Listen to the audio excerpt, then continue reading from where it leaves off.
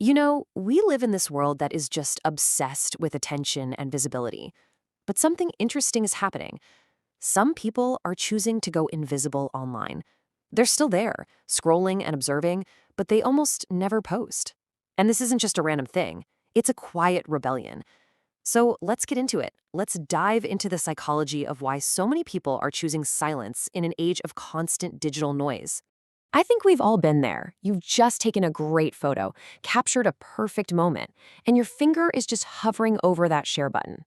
And then you feel it. A little knot forms in your stomach. A tiny voice in your head asks, wait, why am I actually doing this?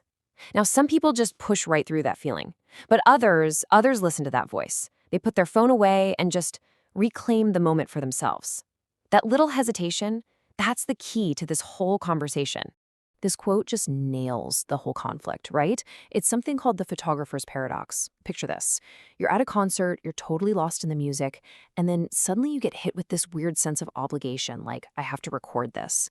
The second you pull out your phone, you stopped being a participant. You're now a performer for some invisible audience. The very act of trying to prove you had fun is the thing that pulls you right out of the fun itself. So how in the world did we get here? I mean, sharing online didn't always feel this stressful. To really understand this rebellion, we've got to look back at how the whole system we're rebelling against even came to be. Okay, so in the early days, MySpace and the first version of Facebook, it was all about genuine connection. It was a little messy, but it was real.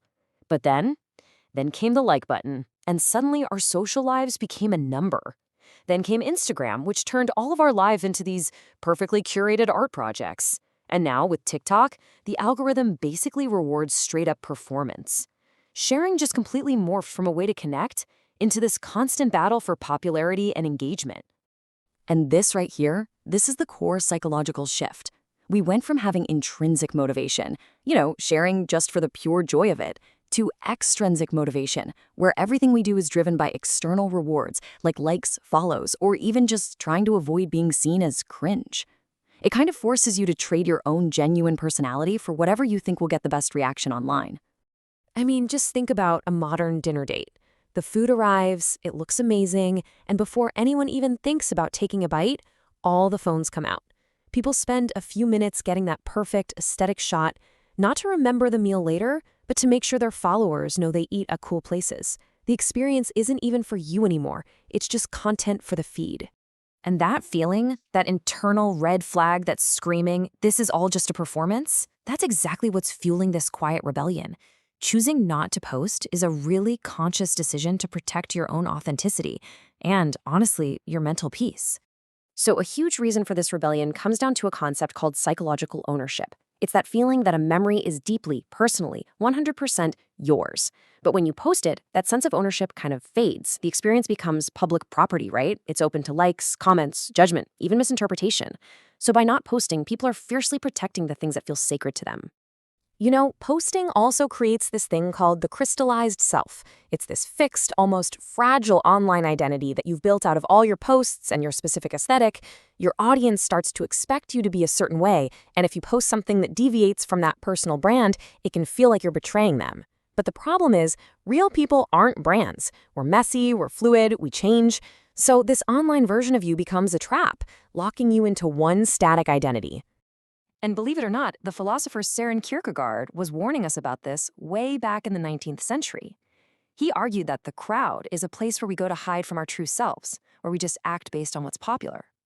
Well, today, the crowd isn't just other people, it's the algorithm. It's a tool literally designed to drown out your authentic self to keep you scrolling and engaged through insecurity.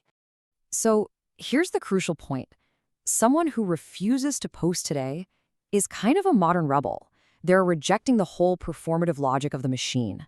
They understand that happiness comes from inside, not from a bunch of likes. In this crazy attention economy, choosing to be silent isn't passive at all. It's a form of protest. It's like a digital strike for authenticity. So what's the alternative then? This whole rebellion isn't about absence. It's not about missing out on life. It's actually about gaining something way more valuable by discovering the incredible power of being unseen. And the payoffs? They are huge. First, you trade all that chaotic attention for actual peace.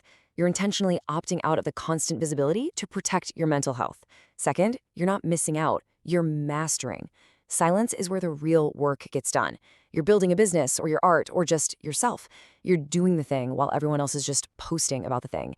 And finally, you get to build deeper connections, the kind that don't need digital proof because you know who actually checks in on you, no status update required.